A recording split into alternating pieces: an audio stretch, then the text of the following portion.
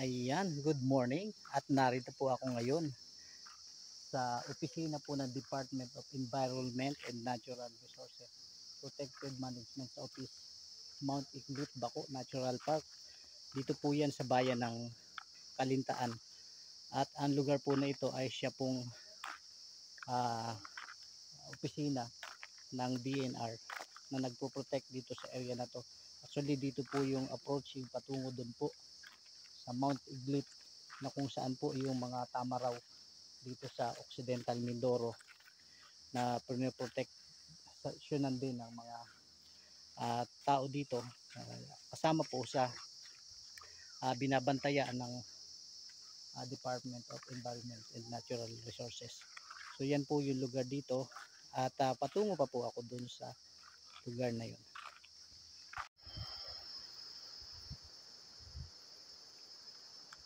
Taran! Ayan! Narito po ako ngayon sa lugar na kung saan ito po bahagi ng protected area dito po sa bayan po ng Kalintaan. At dito ako ngayon sa Anahawin Bridge. Ayan. Ito po yung dulong bahagi ng kalsada dito sa lugar na ito sapagkat yung nga pong opisina ng DNR, yung protected office ay nandun sa bahagi doon at kadadaan ko lang po kanina. At ito yung ilog dito at ang paligid po dito ay napakaganda. Palibhas ay protektado po itong lugar na ito. At yun nga po yung Tamisan Elementary School na kung baga po ito yung approaching na talagang pag pupuntahan natin lugar doon, ayan na po yung sabi nga po kabundukan na nandyan nga po yung isa sa mahalagang kayamanan dito sa Occidental Mindoro na yun pong mga tamaraw at papunta po yun sa dako na yan. At yan, pagbasdan po natin yung ilog dito na talaga namang kung maririnig nyo po yung lagaslas ng agos ay napakaganda sa pandinig. At kung ako nga lang may time, gusto ko sanang i-record itong sound na ito ng matagal-tagal dahil ito yung tunog na kapag naririnig ko ay inaantok ako no? Magandang pampatulog yung ganyang klase ng sound. Ayan, saka yung kuliglig na yun ng na ating naririnig. So hanggang yan muna at yan po yung paligid dito sa protected area. Dahil nga po sa lugar na ito ay malayo-layo din sa bayan ng San Jose, almost 63 kilometers po ito from San Jose hanggang dito.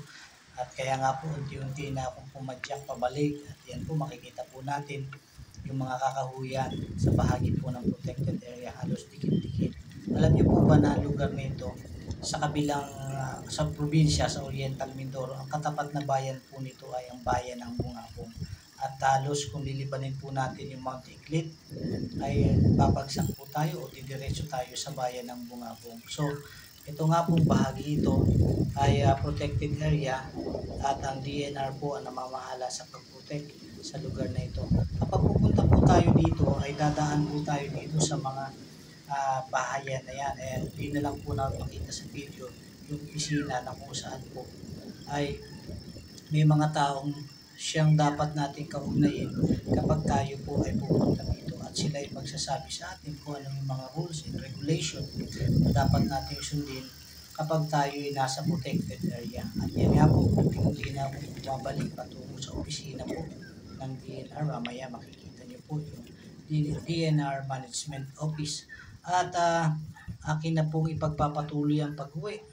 At sa iba pa pong video, mamaya ipapakita ko po sa inyo yung mga iba pang lugar sa bahagi ng barangay na ito.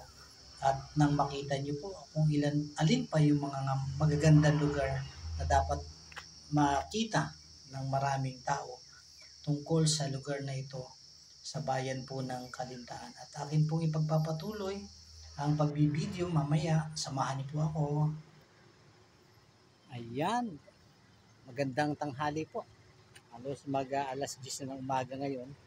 Narito po ako sa isang tulay na kung saan nga po ay ginagawa pa lamang itong highway na ito. Patungo po ito sa bahagi po ng Rizal at ng San Jose. Kasi yung national highway po ng Occidental Mindoro ay halos namamaybay po ng coastal area. Pero ito pong highway na ito na isa na ginagawa, ito po'y bandang itaas at maraming parte po na dadaanan nito ay kabundukan. So sa banda-banda ron po ay medyo rough road na at ginagawa pa nga lamang po itong lugar na ito. At narito nga po ako ngayon. Kanina po doon ako nang galing sa protected area office ng DNR at ito po'y sa barangay Puypuy dito sa bayan po ng Kalintaan. At yan nga po ang lugar dito. Napakaganda ng kapaligiran dito. At ngayon po ay ito yung lugar na aking narating dito po sa aming probinsya sa Occidental Mindoro. Ayan. Enjoy nyo po yung kapaligiran ng Occidental Mindoro. Magaganda. So kapag ito pong highway na ito ay umugnay na doon sa bayan ng Rizal, napakaganda pong dumaan dito. Sa ngayon po ay putol pa ito sa magkabilang areas from Rizal ay naputol siya doon sa ayon sa mga tao dito ay nandito lang sa parting bundok at kasalukuyan pa lang pong ginagawa ang daan na ito. Hanggang dyan po, maraming salamat.